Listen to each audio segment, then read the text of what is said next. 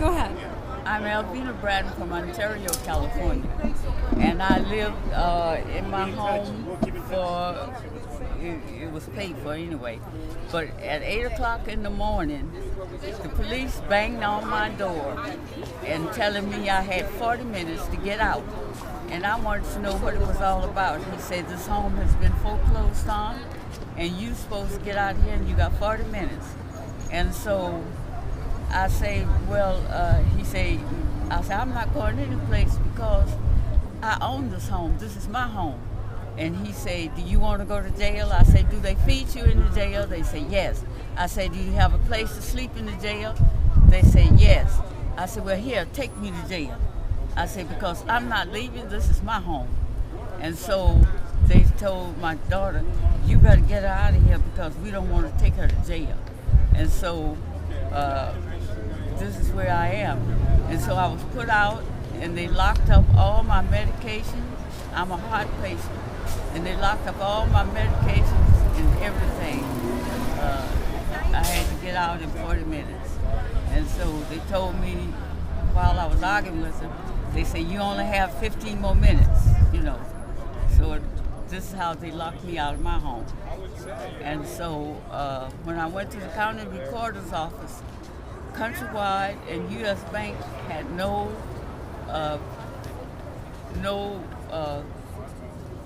ownership of my home. And so as far as I'm concerned, it was fraud. Because I've never done business with U.S. Bank nor Countrywide. And what right did they have to take me, a senior citizen, 84 years old, out of my home and locking up my medications? So did you say you already own the house outright?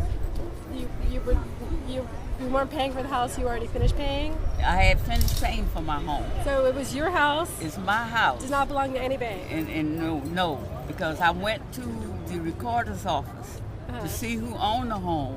I am the recorded owner. Yeah. You know. And so, as far as I'm concerned, this is a scheme that the banks have designed for minority homeowners because they feel that they don't have the resources to fight back, and so they're taking their homes and selling them and making themselves rich. Wow. That's the way I feel about it. And all the rest of the victims are the same way that I've talked to. You know, they weren't behind in their payments or anything, and yet the police has come in and... Well, obviously you weren't behind because you already paid for it. It was done. It was yours, right? Right. Wow. And I've never done, the people who evicted me, I've never done business with them. Countrywide and U.S. Bank. So what right did they have to come in and take? So when I went over to the county recorder's office, I don't see any transactions that gave them the right to be owners of my property. Wow. So there was no 5-day notice? No notification. Only notice I got was police banging on my door and told me I had 40 minutes to So get out. it was police and not sheriff? Police. Wow. Ontario police. That's unusual also. Police got me out. Oh. Okay, is there anything more you want to add?